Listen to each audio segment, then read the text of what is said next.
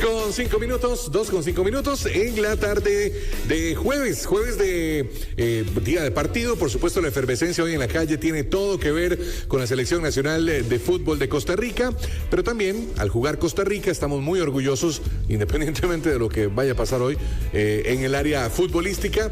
Es un día país, es un día en el que juega la Sele y es un día en el que todo el país, o por lo menos la mayoría, los que gustan del fútbol y los que no tanto, pero lo hacen por ¿cómo se llama? Efervescencia colectiva, pues bueno, que lo disfruten también.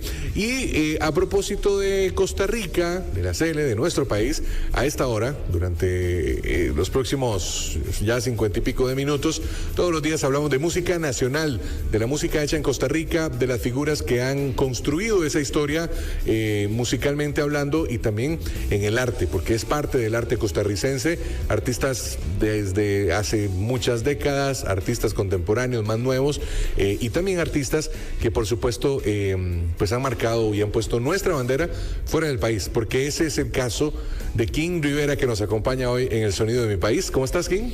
Muchísimas gracias, saludos a todos, gracias Ernesto por tenerme aquí en tu programa, muy feliz de compartir con vos y con toda la gente que lo está viendo. Un gustazo encontrarnos después de ya varios años de no vernos.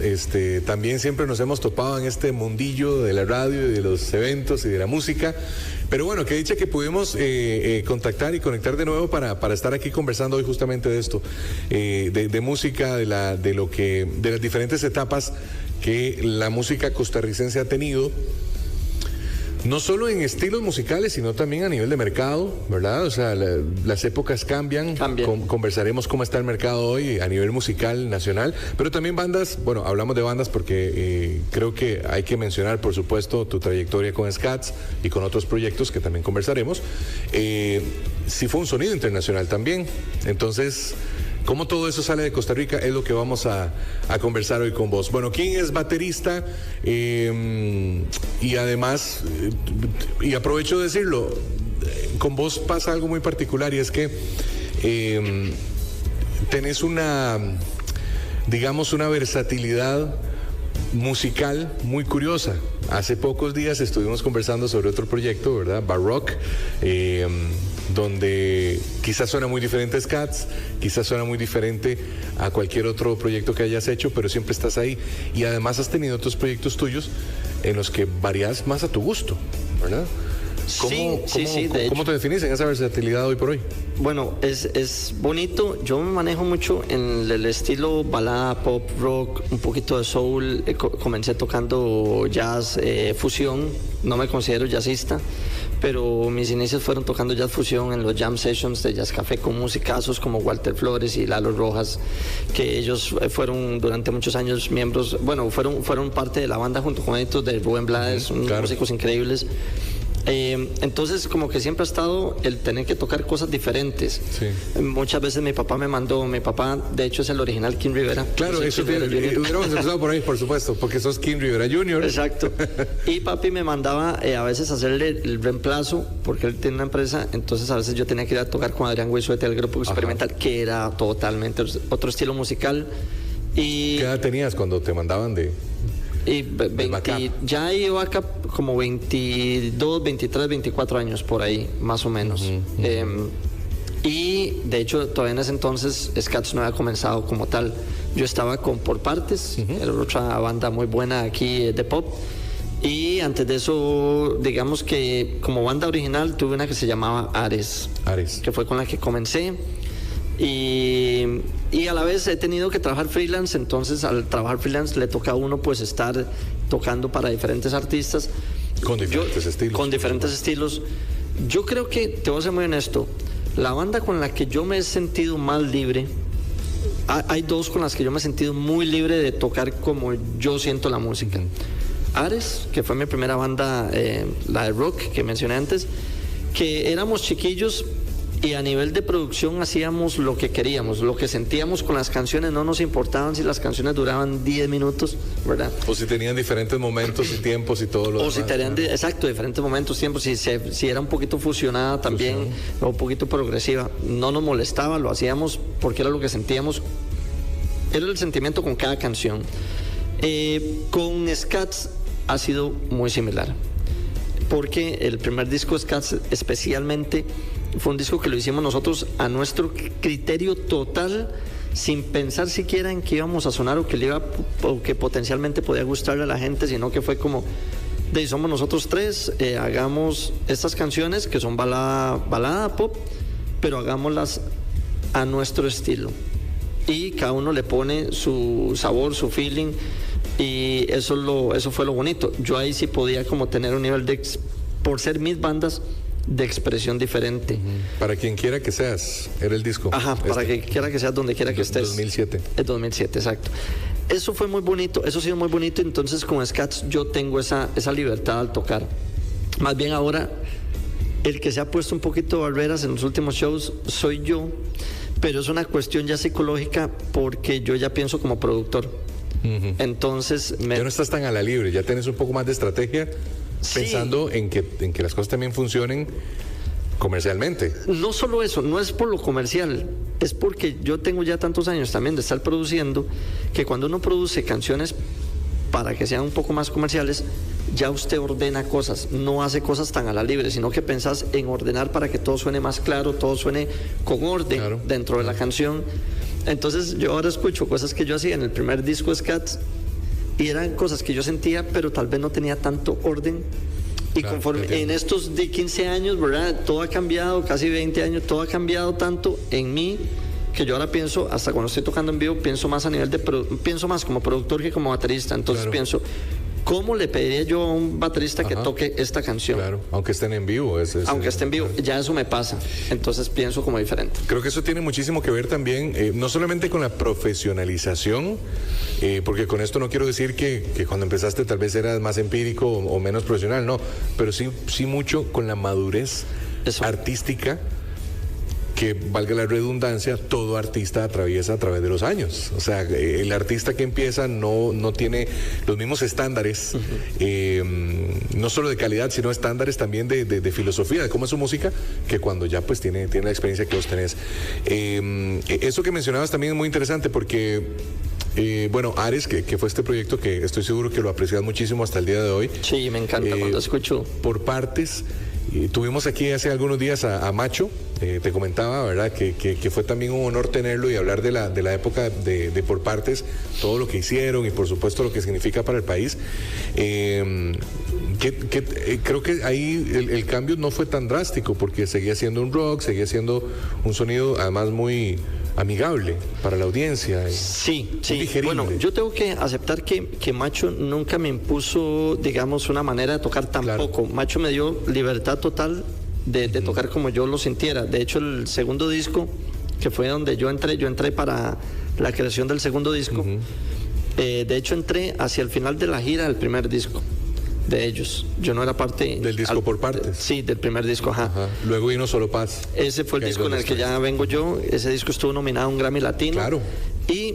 Pero cuando Macho empezó a componer ese, ya yo era parte de la banda y entonces lo trabajamos en conjunto. De hecho, la banda éramos él y yo nada más. O sea que el disco, además de tu ejecución, tiene tu esencia. Sí, porque él me dio la libertad total. Yo ya ahí estaba pensando, digamos, sí, es diferente.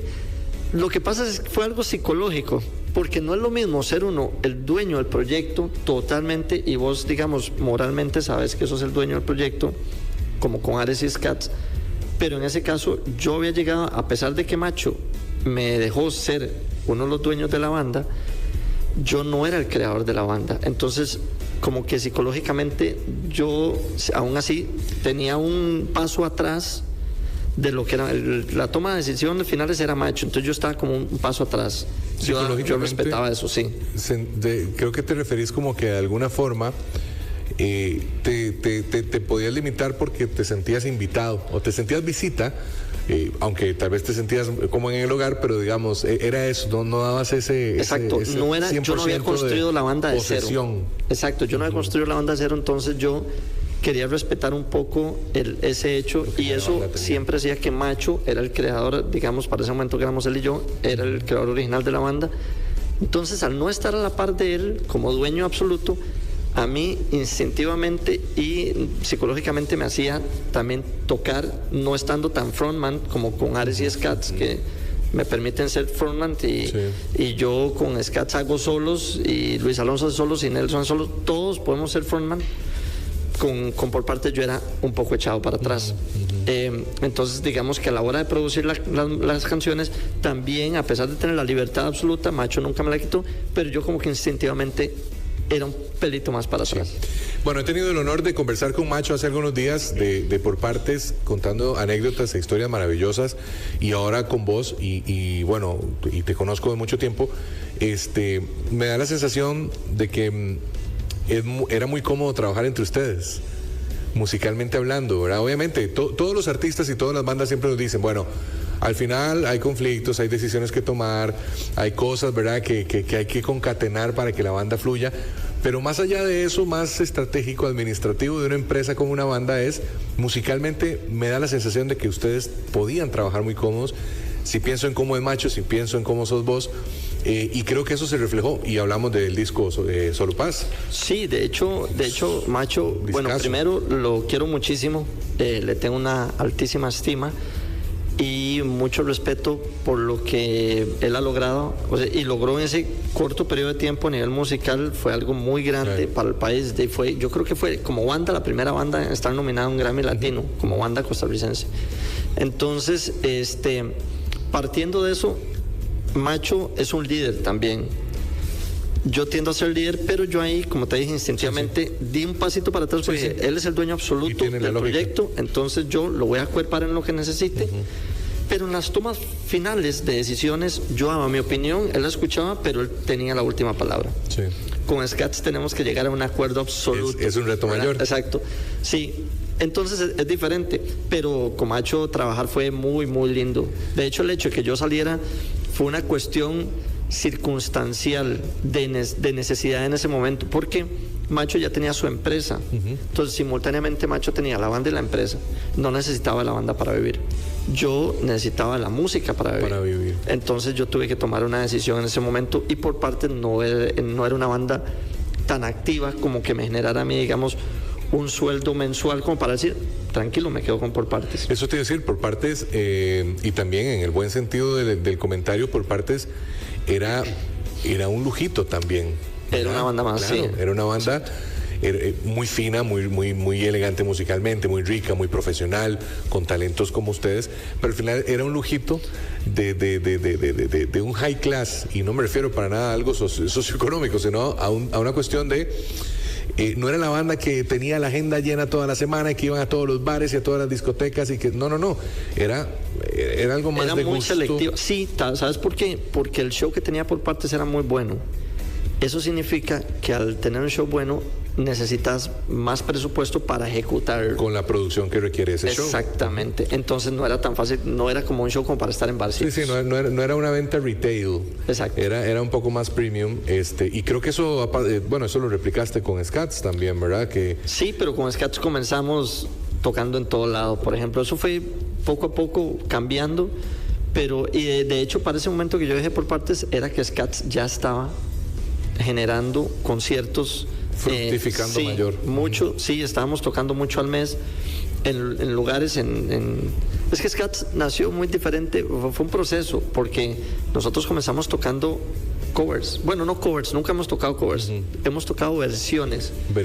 Porque desde el comienzo nunca hemos tocado una canción igual a como suena la original. Exacto, para nada. De hecho, eso es parte del sello característico de Scats. Nosotros los tres tenemos la cualidad de habernos criado en la parte de improvisación y el jazz fusión. Entonces Scats tiene eso íntegramente metido en su ADN, el poder fusionar cosas, el poder improvisar sobre la marcha. Por partes, por ejemplo, usábamos secuencia, todo era estructurado, claro. Con Scats nunca fue estructurado, y hasta el día de hoy no es estructurado. Por ejemplo, el show que hicimos hace semana y media en el Paseo de las Flores, cero estructurado. Estamos trabajando con click para tener una consistencia en las velocidades de las canciones, porque lo que sí nos pasaba con Scats es que a veces de la euforia al ver la gente y todo, tendíamos a subirle un poquito la velocidad de las canciones, y después cuando escuchábamos que la gente subía cosas decíamos, uy, qué rápido la tocamos. Entonces yo les dije, eso es muy fácil, para tener ese control que lo da la adrenalina, entonces usemos un clic y sabemos que le hacemos caso al clic, porque viera lo pacho cuando uno está en concierto y va a comenzar y yo pongo el clic, lo tiro y uno está acelerado por la adrenalina, entonces uno siente que el clic está lento. Uno dice, no, pero el clic está perfecto, es uno el que está acelerado. Qué interesante, King, esto que estás contando, porque es parte de esos detalles, digamos, que muchas veces pues terminan siendo curiosos, no se conocen al aire o no se conocen afuera de un show, por ejemplo, pero tienen mucho que ver con esa parte emocional de ustedes en un concierto, porque, claro, si no hay el clic es como un contador de tiempo, digamos, ¿verdad? Sí. Es una guía que llevan, un golpecito. El clic es un aparato que se pone uno que uno graba con clic, digamos, eso se llama metrónomo. El metrónomo. Entonces te va llevando el tempo de la canción. Entonces nosotros lo que vamos escuchando cuando grabamos, o en este caso al usarlo en vivo, es un pip, pip, pip, con la velocidad de la canción. Y ese es exacto, se programa, me imagino que si esta canción está a tal tempo, a tantos BPMs, pues se programa el clic y así ustedes lo van escuchando. Exacto. Qué curioso, porque claro, si están emocionados y si están además con la adrenalina a tope y la gente los está alimentando, eso va para arriba el tempo, ¿verdad? Y uno pues, tiene ese rush. Eso nos pasaba así, entonces ahora para controlarlo hacemos eso y ya lo hemos usado los últimos 4 o 5 años. Sí. Y es otra cosa, porque entonces uno es como, ok, pum, controla inmediatamente ese impulso adrenalínico de verdad estar un límite que se pone también. Y suenan más ordenadas las canciones porque todo el mundo suena como, ok, aunque yo me sienta muy ese rush por la gente, por ejemplo, ese último show fue increíble, la gente corrió todas las canciones. Paseo de las Flores. Sí, yo me sentí, o sea, es que el hecho de que la gente coree las canciones de uno es como otro nivel. No es lo mismo que uno toque covers y que la gente se vuelva loco con los covers a cuando a veces son como ahí está el premio, sí, porque es una creación. Exactamente. Exacto. Entonces imagínense lo que siente uno internamente. Mira, quiero trasladarte un saludo muy, muy especial. Bueno, gracias a Juan Diego, por supuesto, por el mensaje que me mandas, y también dice un gran abrazo a King. Nos vamos a estar viendo pronto. Juan Diego de Tango India te manda este saludo y está escuchando el programa. Juan Diego ya pasó por acá también, vino con guitarra en mano, cantó, contó anécdotas, nos sacó de la ignorancia a muchos con la canción Azul y Juan su historia de composición y tantas cosas, y un Juan cariño grande. Es un gran músico, un gran compositor que tiene una historia en Costa Rica con varios de sus temas que son himnos, y nosotros queremos mucho, yo quiero mucho a Juan y siempre que nos vemos nos damos un gran abrazo, es una gran persona, además que eso es un lujo, no solo el hecho de ser buen artista, sino una gran persona. Eso es una mezcla importante también en esto, ¿no? Porque al final puedes vivir mucho del escenario, del show, pero si no sos buena persona se te puede complicar un poco el entorno, ¿verdad? Sí, vos sabes que a mí, mi papá me dio, una de las cosas que me dijo fue, de joven, y siempre lo tengo en la cabeza, para no perder la perspectiva de lo que debe ser uno, me dijo, vea, hijo, trate de que en la vida usted lo recuerden como persona, no como músico. Eso es difícil para uno porque ese es el trabajo de uno. Pero me dijo, el ser persona tiene que estar por delante de lo que es usted, en su caso como músico, y para una persona normal como en lo que sea que se dedique, pues siempre el ser persona debe estar por encima de lo que uno se dedica, y eso es todo un trabajo día con día. Y se nota, yo creo que cuando uno saluda a un artista, ahí se da cuenta. Y bueno, y siempre eso creo que te ha caracterizado mucho, así como a Juan Diego. Gracias por estar ahí, un gran abrazo, y cuando quieras, por supuesto que estas puertas están abiertas.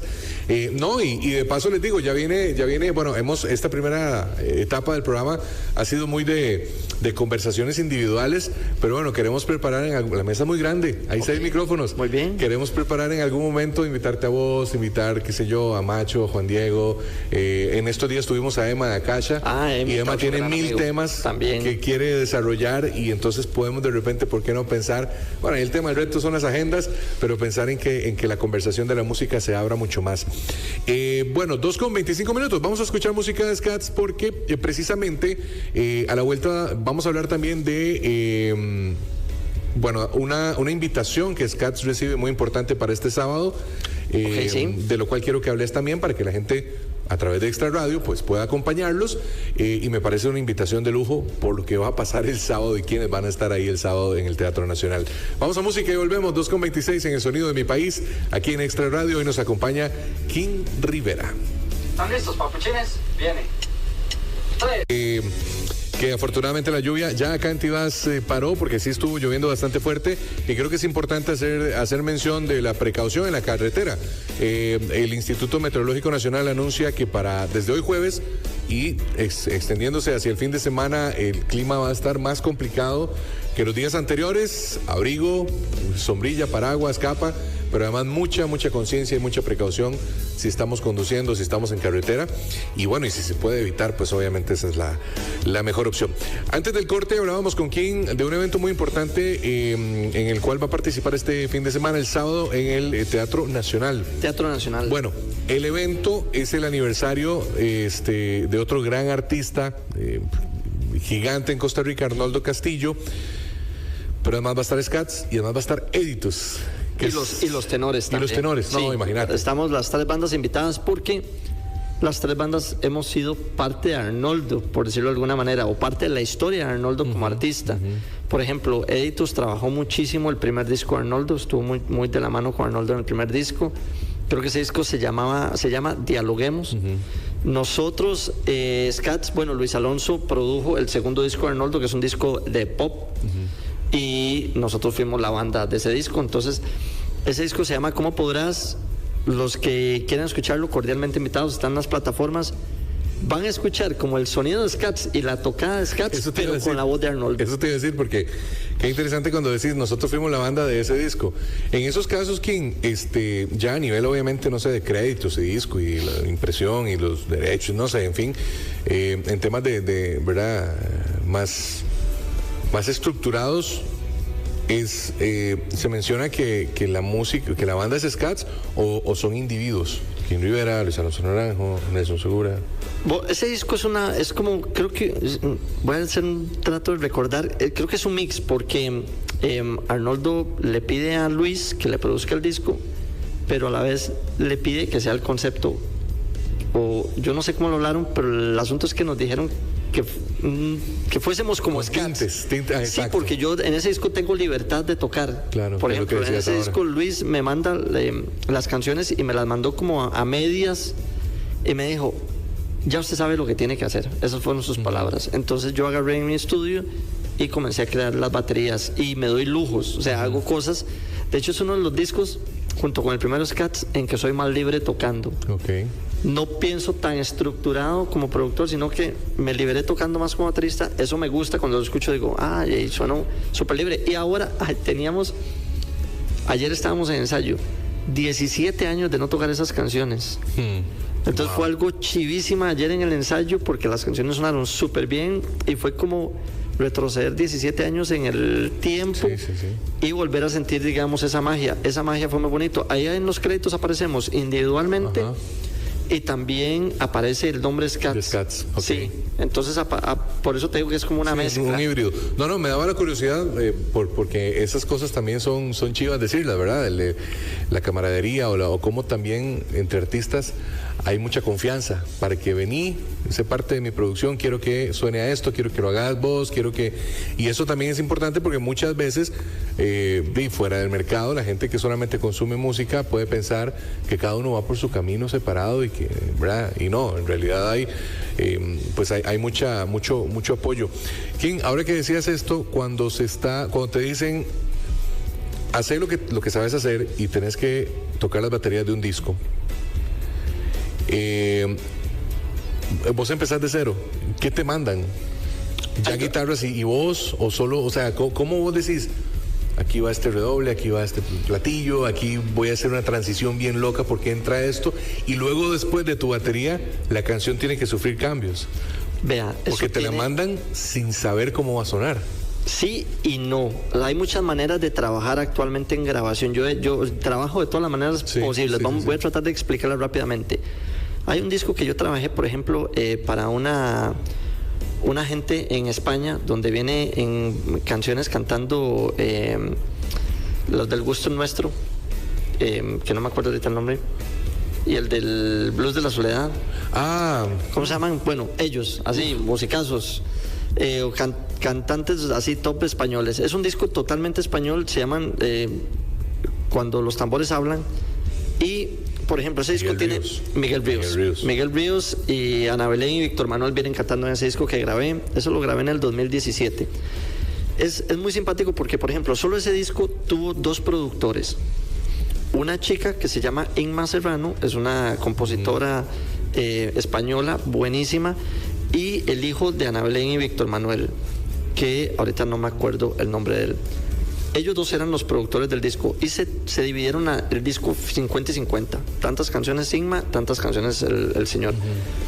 Y el trabajo de los 2 fue totalmente diferente. Por ejemplo, yo en ese momento, Inma me había visto tocar en México, fue allá donde yo comencé a grabar el disco y nos metimos al estudio. Ella me dijo, no tengo nada, voy a comenzar con usted.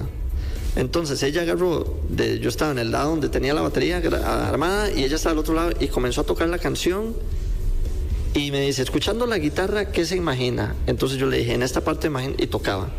O también puedo hacer esto. O también puedo hacer esto. Y tocaba algunas ideas y ella me decía, uy, me gustó la idea 2. Entonces decía, ok, para esa parte la idea 2. Entonces ya yo escribía la idea 2 para acordarme. Seguía la parte B de la canción. Cuando escribí la idea 2, escribís notas. O sea, escribo ya la partitura, la partitura para saber qué voy a tocar, porque entonces ahora viene la parte, digamos, esa era la introducción, ahora viene el verso, entonces ya es diferente, y como acabo de pensar, la otra se me va a olvidar, entonces mejor la escribo para que no verso, 2 puntos y la partitura de ese verso. Entonces la fuimos armando cada canción así, y después ella montó el resto de todos los arreglos, la canción sobre mi batería. Incluyendo guitarras y todo. Que es como me lo imaginé, por eso ahora te dije, cuando vos devolves las baterías, la canción tiene que ser muy diferente a como te la entregaron. Pero esa es una opción. La otra opción drástica al otro lado fue antagónica totalmente, fue como lo que nos pidió el productor de ese mismo disco. Él mandó todo, ya la canción estaba totalmente arreglada, ya las baterías estaban programadas y él nos mandó a decir, no improvisen baterías, no cambien arreglos, haga copy-paste de lo que yo ya hice. Entonces yo saqué nota por nota, pum, pum, pum, pum, pum, lo que él ya había mandado y lo toqué. Eso, entonces en un mismo disco están los 2 lados y hay puntos medios, ¿verdad? No solo blanco y negro, sino que hay puntos medios. Por ejemplo, se trabaja mucho que me mandan la idea de la canción, entonces ya viene la voz guía, viene la voz. Para mí es muy importante la voz, porque la voz es el elemento más importante de una canción, es la melodía. Entonces yo voy a tocar mucho en función de la voz siempre para tocar acompañando la voz y no caerle encima. Y no compitiendo con la voz. Sí, o competir, o que yo sentí que tenía que hacer algo y que no, ahí la voz iba a hacer otra cosa y le iba a caer encima, o iba a sonar disonante. O que un tambor quede atravesado de repente en una frase donde había, no sé, una respiración. Exactamente, entonces yo usualmente pido que estén las voces guía para tener noción de cómo va la melodía. Y entonces otra manera en la que me envían es que ya hay algunos elementos metidos, alguna guitarrita guía, algunos teclados guías y la voz. Entonces ya ahí yo puedo crear la batería. A veces ya el productor dice y me manda a veces una guía de baterías y me dice, yo pensé algo así. Pero siempre me dicen, yo pensé algo así, pero usted es el que sabe, termine de armarla. Entonces ya ese punto medio. Sí, ese es un punto medio. Entonces ya yo ahí, ¿verdad? Totalmente tengo la opción de empezar a ordenar los patrones. O me dicen, no, aquí está todo eso, pero no le hice batería. Entonces yo tengo que crearla de cero, escuchando lo que ya hay. A mí me encanta la música, evidentemente soy aficionado, soy fan de la música, pero además en lo poquito que sé cómo funciona, soy aficionado. ¿Cómo son las notas en una batería? ¿Un redoblante tiene varias notas? ¿O esa es una nota? Ok, vamos a esto. Las figuras rítmicas como tal, lo que conocemos como blanca, negra, corchea, es igual para cualquier instrumento, es igual para la batería que para un piano, que para guitarra. Eso lo que tiene que ver son el tiempo. Eso lo que mide son la rítmica, los tiempos y el valor de los tiempos en las notas. Okay. Sí, doble. Sí, exacto. Pero cuando vos ves una partitura, y ves ¿verdad? Ves las rayitas donde se escribe. Ahí, para los instrumentos melódicos, donde uno pone la figura rítmica en el espacio o en la línea es para decirte qué nota va a sonar en los instrumentos melódicos y armónicos. Ahí te dice qué nota va a sonar. Entonces eso es lo que aparece en el pentagrama. Para nosotros no. Para nosotros, esos espacios y líneas, lo que dicen es qué tambor vas a tocar. Claro. Entonces, por ejemplo, ya hay un espacio designado, digamos que universalmente para el redoblante, otro para el bombo, para el hi-hat. Entonces, a nivel de figuras rítmicas o notas que vos ves, es lo mismo. Pero ya en el pentagrama la posición a los demás instrumentos les indica cuál es la nota, a mí me indica cuál es el tambor. ¿Y por qué tiempo? Y ya la rítmica indica que por cuánto tiempo. Wow. Exactamente. Bueno, aprendimos algo súper curioso. Estoy seguro que Rodo no tenía idea de eso. Pero bueno, qué chido. A mí, yo de verdad siempre les digo, a mí nunca es tarde, dicen, ¿verdad? Tengo una guitarra, siempre he querido empezar a aprender a tocar guitarra. Y bueno, la batería siempre me gustó mucho también. De hecho, te voy a contar algo. Muchos de mis alumnos son personas adultas que dicen, es que yo de chiquillo siempre quise y ahora ya se pueden pagar sus clases y cumplir su sueño. Están disfrutando ese proceso. Entonces, para los que les guste la música, no se pierdan de disfrutarlo, no importa la edad que tengan, háganlo. Y bueno, y de paso ahí el tema es que das clases. Y bueno, doy clases, para los que les gusta la batería doy clases. En el caso tuyo, pues buscas a un guitarrista que te...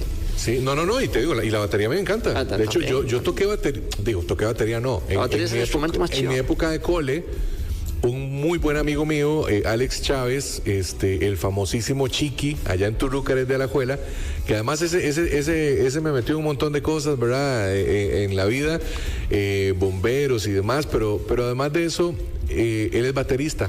Qué chido. Me tocó batería en una iglesia y todo.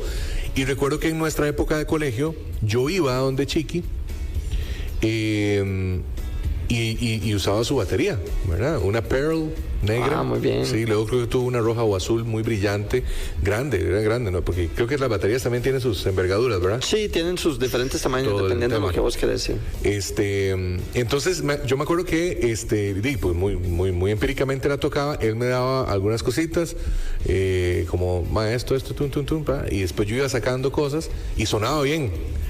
Y después de eso, King, es curioso, yo no sé si más si no estás completamente equivocado o no, pero tengo una, digamos, como una facilidad rítmica muy interesante.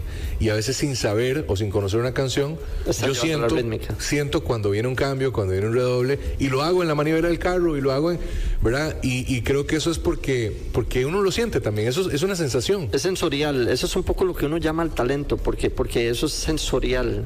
Ahora, ya ves, después viene la parte técnica que es la que son las que uno ya tiene que estudiar o practicar.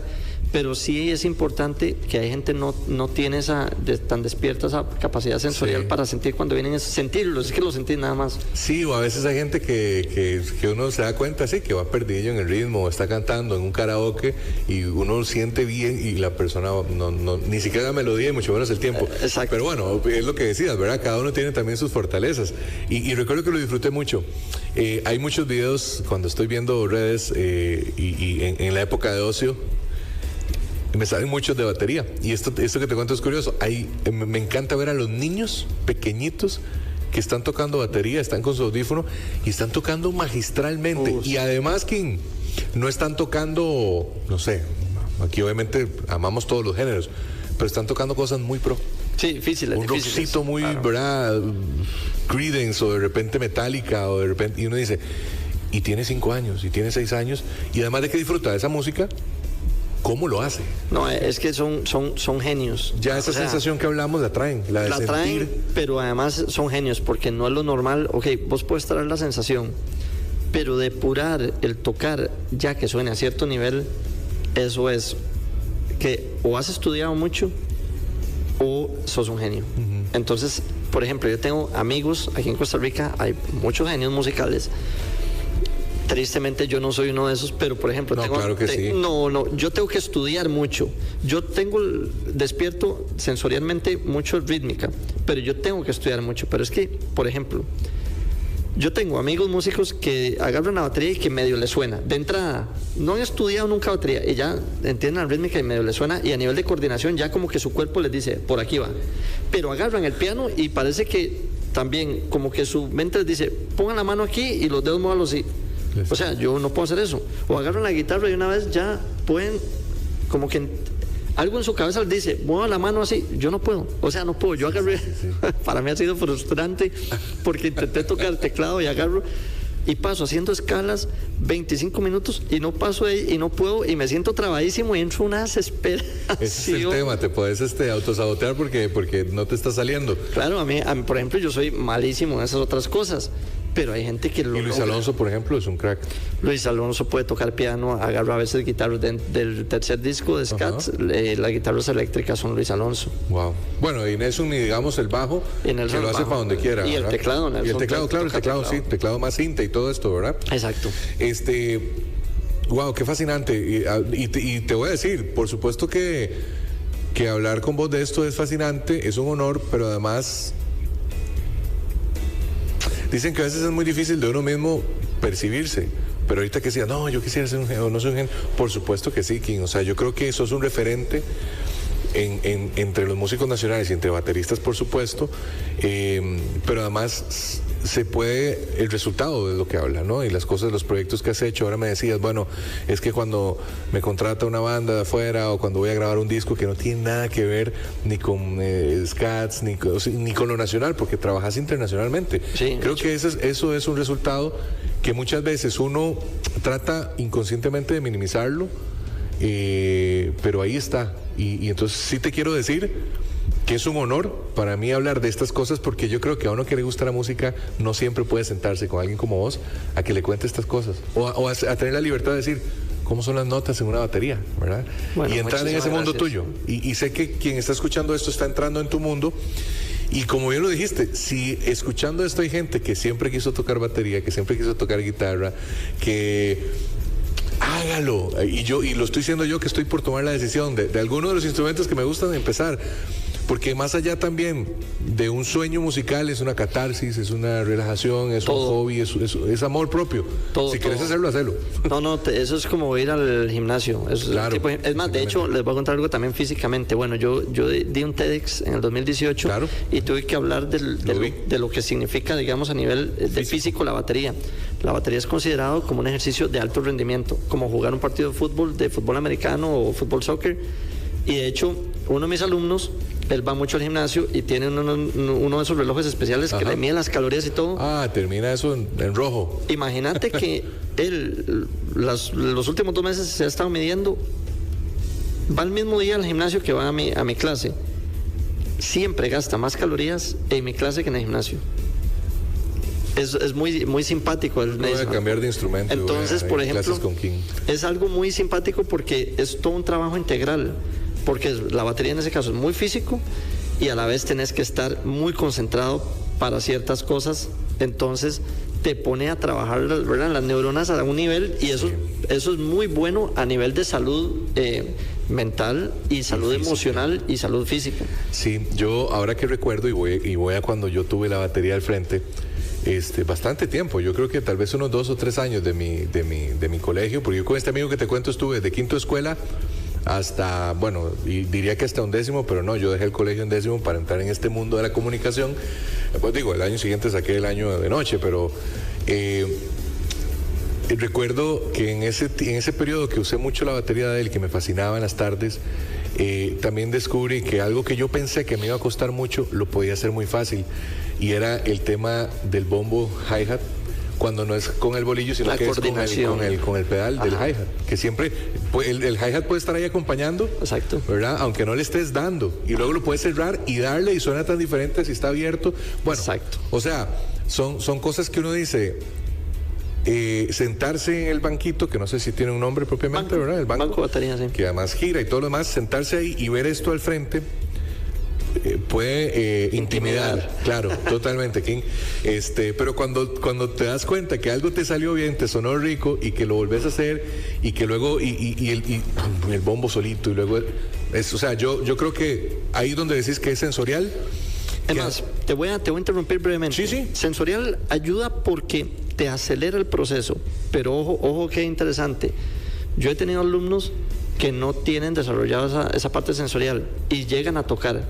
Si usted practica, llega a tocar. Porque ahora, hay una técnica que perfeccionar. Porque hay una técnica, pero además, porque yo creo que ¿qué ser humano no puede aprender a manejar? Creo que todos pueden aprender a manejar. Y siempre les digo, cuando se asustan, les digo, vea, esto es como aprender a manejar.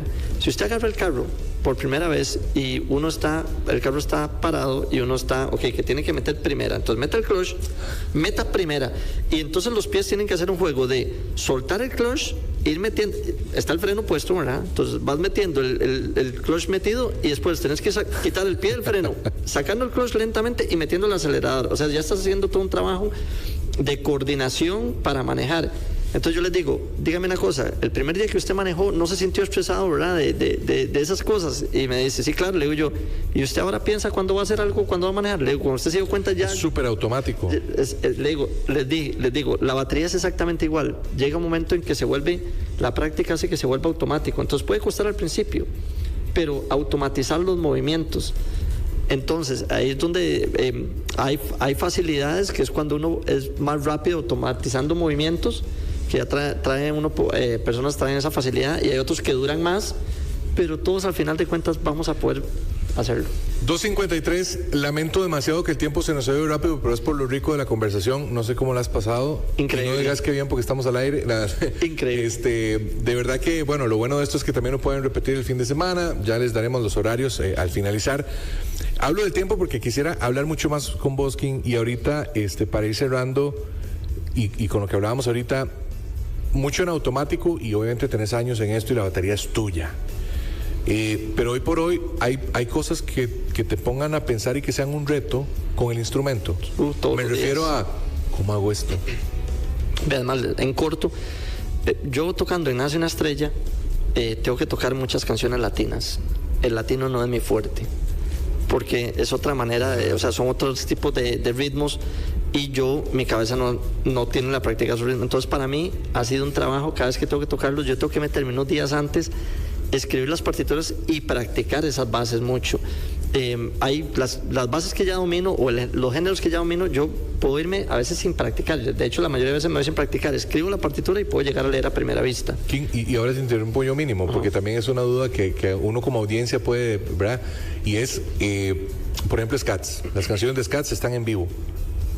Yo sé que a los vocalistas les ha pasado, de cualquier banda, yo sé que a veces tienen pantallas con la letra, pero en la batería se te puede olvidar algo de una canción de un grupo como Scats, que es tuyo. Sí. ¿Sí se puede olvidar? Sí, claro. Es más, un brinco raro, uy, la pifié.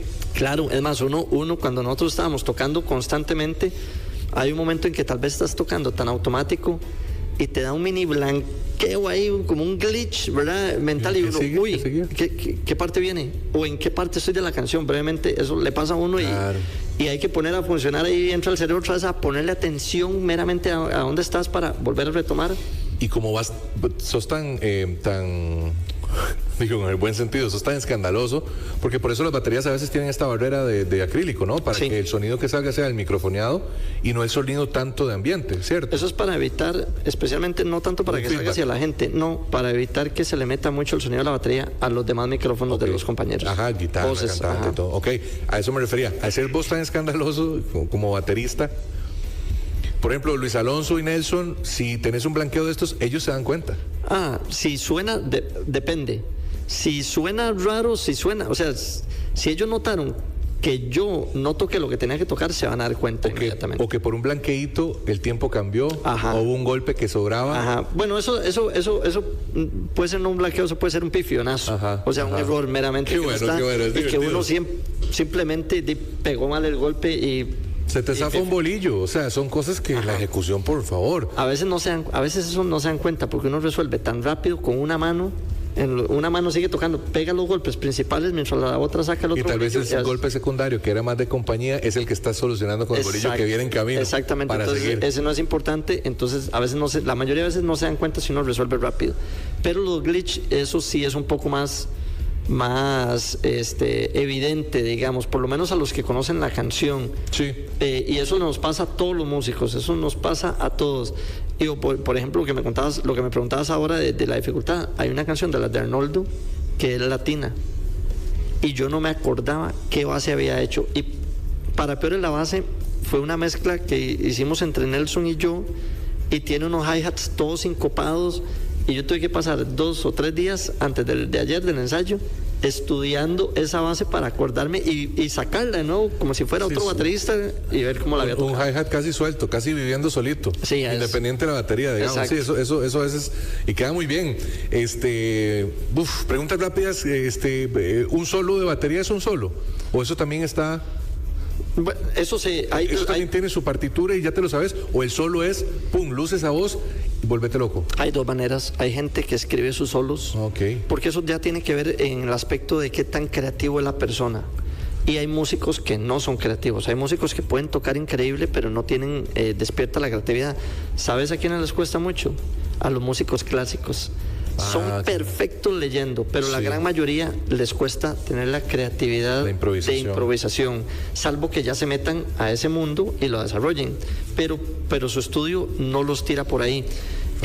Pero no solo eso, los populares también. A mí me ayudó mucho, como te comenté al principio, el entrar en la música tocando jazz fusión, porque eso es pura improvisación. Entonces, y cambios drásticos, y cambios, inflexiones. O una canción que originalmente es en tal ritmo, te decía Walter, no, ahora esta toquémosla en latín, y ahí mismo cambiarlo. Entonces, mis solos nunca han sido estudiados. Mis solos, o sea, si hago 3 solos seguidos, todos van a ser diferentes porque es lo que siento en ese momento y toco. Eso pensé. ¿Quién hay ¿Sabes qué baterista famoso hacía solos estudiados? Ajá. Y en las giras hacía el mismo solo en todos los shows. Ajá. Neil Peart de Rush, para los que conocen de música. Tenía Él tenía solo estudiado. ¿Y era una réplica o solo tras solo? Ajá. Era el mismo, exacto. Significa que él era sumamente creativo, pero probablemente la creatividad instantánea ese no era su fuerte. Era una creatividad. Era una improvisación no improvisada, la que tal vez a él le servía. Era una creatividad hecha más de estudio. Exacto, esa fue la impresión que me dio viendo videos. Ahora que hablas de bateristas, hace rato estoy tratando de recordar el nombre. Es uno que usa una máscara como de hockey y él siempre se graba en su batería. El actual, ha tocado para Daddy Yankee y ha tocado para bandas de rock. No sé el del Slipknot ahorita. Estoy tratando de recordar el nombre. Eloy Casagrande, ¿no es ese? Ajá. Ese es un monstruo. ¿Verdad que? Ese es un monstruo. ¿Verdad que da miedo verlo? O sea, es... Yo no sé cómo él puede tocar. Casagrande, gracias. Sí, Eloy Casagrande es uno de los bateristas tops de la era moderna. A mí me impresiona verlo porque, primero, la energía con la que él toca es descomunal. Yo siento que él se va... Es más, yo no sé cómo aguanta un show, así de sencillo, no sé cómo aguanta un show por la dificultad de los temas, por la velocidad de los temas. Nunca lo he visto tomando agua o algo, y sí, exacto, la velocidad. Además de que en muchos momentos, y ahora te preguntaba esto de los solos, porque he visto videos donde hace transiciones de una canción a otra, y hace tanta locura que yo dije, ¿eso será del momento? Él sí tiene... ¿O será improvisado? Bueno, hay cosas...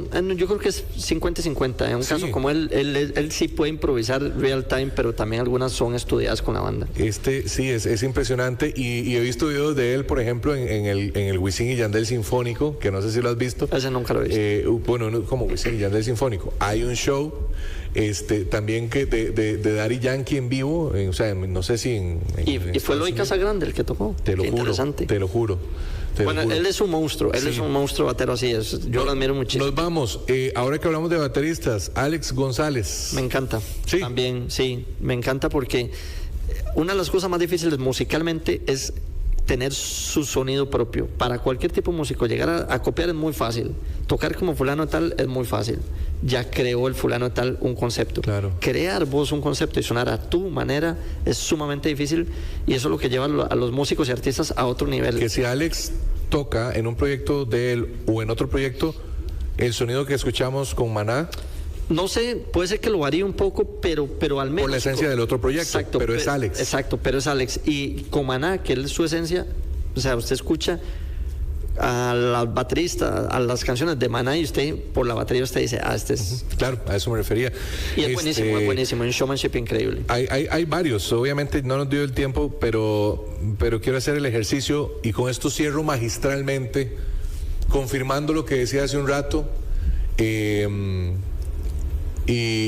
cómo es que dicen, dejaré esto por acá y me retiraré lentamente. Bateristas top o mejores bateristas de Costa Rica, top 5. ¿Quién está en primer lugar? Yo voy a salirme de la ecuación totalmente y voy a poner los que yo considero sin orden de importancia. Sí. Digamos, está definitivamente Danilo Guzmán, es una gran inspiración. Horacio París es otra. Está también Alonso López, otro gran baterista. Está, ahora ha trabajado muy fuerte, bueno, es que hay muchos, fue Novoa, que era de Percance. Sí. Ese es un... Muy bueno. Bárbaro. Sí. No, Costa Rica está Gabriel Gutiérrez, que sabe trabajar muy bien con banda. Es de hecho el que va a tocar con Arnoldo Castillo, en la banda de Arnoldo Castillo. O sea, Costa Rica tiene ahorita una cantidad de bateristas impresionantes y muy buenos. Entonces, yo creo que vale la pena escuchar, ver el trabajo que hacen. Todos tocan diferente, todos tienen su concepto diferente. Y eso es lo bonito de ver la música, es ver los diferentes tipos de conceptos. Bueno, dije que nos íbamos magistralmente porque en la lista que tengo acá dice King Rivera Jr. Lo que lo hace ser el top número 1 es su trabajo con estudio. Además es educador, presencia mediática, sesión académica y bueno, y menciono todos los proyectos en los que has estado. Y además de eso dice uno de los 25 bateristas que participaron en el homenaje a John Bonham. En el pasado. Ajá. Sí. Y habla además de la importancia, por ejemplo, de como baterista haber estado en el TED. Qué bonito. ¿Y dónde salió eso? Somos los periodistas, King. Ok, gracias. Con eso nos despedimos. Gracias por estar aquí, de verdad que sí. Con cariño gracias. Y con mucho agradecimiento nos despedimos. Ojalá no sea la única vez, de verdad. Y cuando quieras pasarte por acá, para cualquier otro proyecto y cualquier otra cosa que también merezca la pena anunciar, tanto tuya como de Scats. Gracias. Que bueno, ojalá en algún momento también pudiéramos tener a Luis Alonso. Lo intentamos ubicar y bueno, quizás en el futuro también pueda venir a contarnos su visión de todo lo que nos has contado hoy, del lado de Scats, y también su parte humana y su parte también como músico y artista, que es Luis Alonso Naranjo. Nelson, también un abrazo para los tres, y que el sábado sea un gran show. Gracias, muchísimas gracias. Voy a hacer una mención honorífica. Para mí, el baterista más importante de mi vida ha sido mi papá. De él he aprendido fácilmente el 60% de las cosas que toco. Sí. Y a pesar de que no está tan activo hoy en día, sigue siendo un referente para mí en todo sentido. Bueno, yo creo que fuimos creciendo y que este cierre es el que es.